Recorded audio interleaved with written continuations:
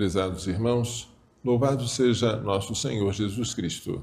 Para sempre seja louvado, e nossa Mãe Maria Santíssima. Hoje, solenidade de São Pedro e São Paulo, apóstolos. A primeira leitura narra a prisão e a libertação milagrosa de Pedro. Herodes sabe que a igreja tem uma cabeça, e quando se quer matar um animal, por exemplo, uma serpente, deve-se golpear a cabeça. A cabeça da igreja é Cristo, mas Cristo morreu, ressuscitou, subiu aos céus e está sentado à direita do Pai. Ele não é visível. Cabeça visível da igreja é Simão, a quem Jesus deu o nome de Pedro. Herodes, depois de ter matado pela espada Tiago maior, irmão de João, vendo que isso agradava aos judeus, mandou prender Pedro na festa dos ázimos, a fim de apresentá-lo ao povo na festa da Páscoa. Assim como aconteceu com Jesus, acontece com os seus discípulos. Só que enquanto Pedro está na prisão, com 2 guardas, um à direita e um à esquerda dele, e 4 piquetes de 4 soldados para vigiá-lo, a igreja está continuamente em oração por Pedro. Esta igreja em oração por Pedro é o modelo da igreja orante pelo Papa. Esta oração não foi sem frutos. O Senhor ouviu a oração da igreja e mandou um anjo para libertar Pedro. Primeiro, as correntes caíram das mãos. Depois, os portões foram se abrindo, até o último que dava para a cidade. O portão abriu sozinho, Pedro percebeu que estava na rua e o anjo desapareceu. Então ele caiu em si, porque pensava que estava tendo uma visão, e disse: agora sei que o Senhor me enviou o seu anjo para me livrar das mãos de Herodes e de tudo aquilo que pretendia fazer o povo judeu. O Salmo 33, que nós lemos em seguida, fala da proteção que nós temos de um anjo.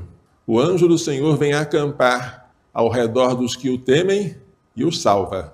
Provai e vede quão suave é o Senhor. Feliz o homem que tem nele o seu refúgio. A segunda leitura fala de Paulo. É a última carta do apóstolo, a segunda a Timóteo, em que Paulo dá o seu testamento.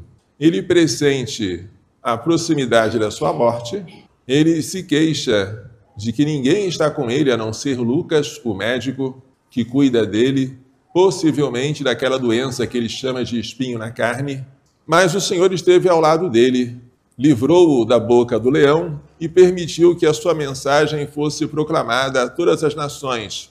Quanto a mim, diz Paulo, estou para ser derramado em sacrifício. Este derramamento em sacrifício é o seu martírio, que seria por decapitação. Aproxima-se o momento da minha partida.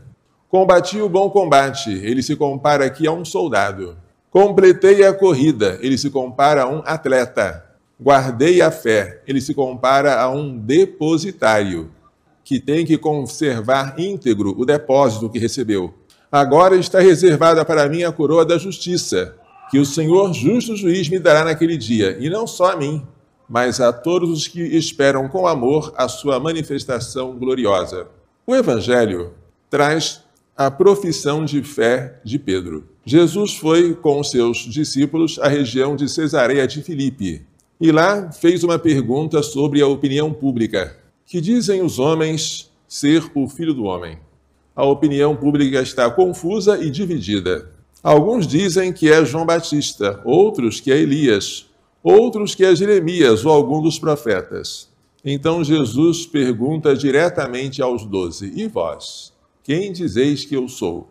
Simão Pedro, que é o primeiro da classe, o mais impetuoso, responde em nome dos 12, tu és o Cristo, o Filho do Deus vivo. É uma resposta maravilhosa. Cristo quer dizer Messias. Cristo em grego, Messias em hebraico. Ungido. A resposta está correta. E Jesus felicita Pedro. Feliz és tu, Simão, filho de Jonas. Quando Jesus menciona o Pai, Simão, filho de Jonas, ele quer dar solenidade ao que ele vai dizer e também quer distinguir Simão, filho de Jonas, de um outro Simão, que é filho de Alfeu. Feliz és tu, Simão, filho de Jonas. Não foi a carne nem o sangue que te revelou isso. Não foi a natureza humana nem as forças naturais, mas o meu Pai que está nos céus. Por isso eu te digo que tu és Pedro, e sobre esta pedra edificarei a minha igreja. Pedro e pedra são palavras diferentes em português, em latim, em grego, mas são a mesma palavra em aramaico, Kéfas. Tu és Kéfas, e sobre esta Kéfas eu edificarei a minha igreja. Kéfas é um apelido, um título dado por Jesus a Simão, porque Simão serviria de fundamento para a edificação da igreja de Cristo. As portas do inferno não prevalecerão contra ela. E eu te darei as chaves do reino dos céus, chaves para abrir e fechar portas. Tudo aquilo que ligares na terra será ligado nos céus, e tudo que desligares na terra será desligado no céu. Ligar quer dizer proibir, condenar. Desligar quer dizer permitir, absolver. Os atos de governo de Pedro aqui na terra serão confirmados pelo Pai no céu. Por que Pedro recebe esta autoridade? Porque Jesus vai partir. E a igreja, por ele fundada, precisa de uma autoridade visível. Não basta dizer, nós somos a igreja que segue a Bíblia, porque a Bíblia é um livro que precisa ser interpretado pelo magistério vivo da igreja. Seguir um livro que foi escrito há 2000 anos, sem ter alguém para interpretá-lo fielmente, é uma temeridade. Quando Lutero pregou o livre exame da Bíblia, este exame, de tão livre que foi, resultou em uma infinidade de igrejinhas, todas elas dizendo que são fiéis à Bíblia. O poder disciplinar de Pedro faz dele, como dizia Santa Catarina de Sena, o doce Cristo na terra. Ela assim chamava o Papa da sua época, melhor dizendo, os papas que passaram pela sua época, porque ela olhava o Cristo que ele representava. O Cristo na terra é Pedro.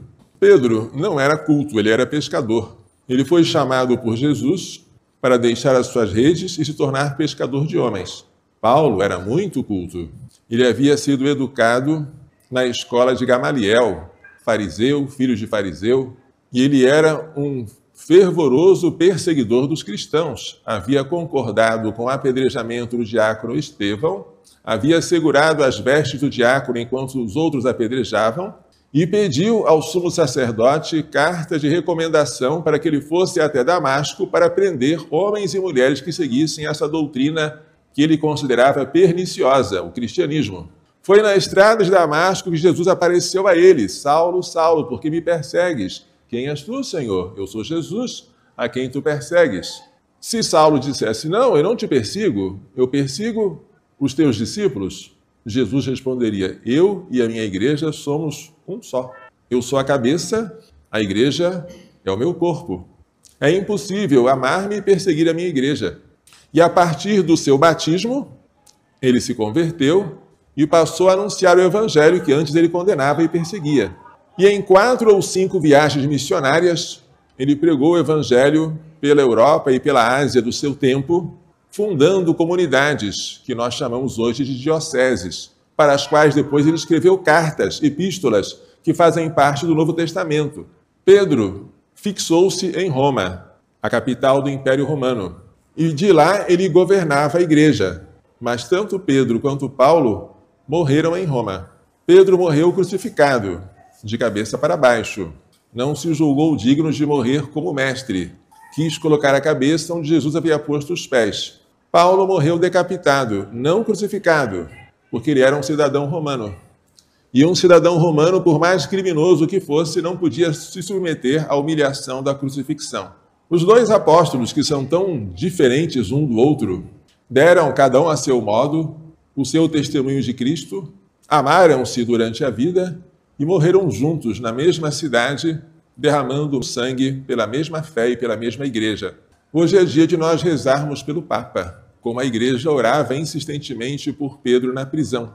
O primeiro Papa foi Simão, chamado Pedro.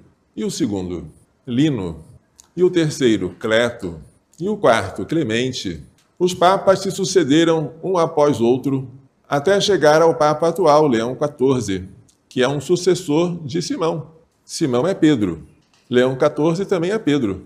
Quando o Papa São João Paulo II veio ao Brasil, em 1980, no Rio de Janeiro, lá no estádio do Maracanã, o placar exibiu a seguinte frase: Ontem, Pedro, Hoje, João Paulo II, sempre Cristo. Dom Manuel Pestana fez uma observação. Esta frase poderia ser melhorada. Ontem, Simão. Hoje, João Paulo II, sempre Pedro. Porque o nome do primeiro Papa foi Simão. Pedro é o nome de todos os papas. Pedro indica a solidez da rocha. E isso é que Deus costuma fazer. Ele usa as criaturas mais frágeis para as suas obras mais grandiosas. Ele olhou para a humilhação da sua serva, diz a Virgem Maria. Ele olhou para Pedro, que era tão fraco, tão frágil, tão inconstante, parecia uma areia movediça, para fazer dele a rocha sobre a qual ele construiria a sua igreja. Nós temos que amar o Papa.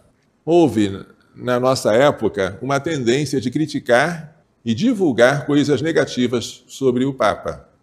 Mas quando faziam isso, eu sempre replicava com o seguinte argumento: o Papa é meu pai. Papa significa pai. Eu não gosto de divulgar os defeitos reais ou imaginários do meu pai.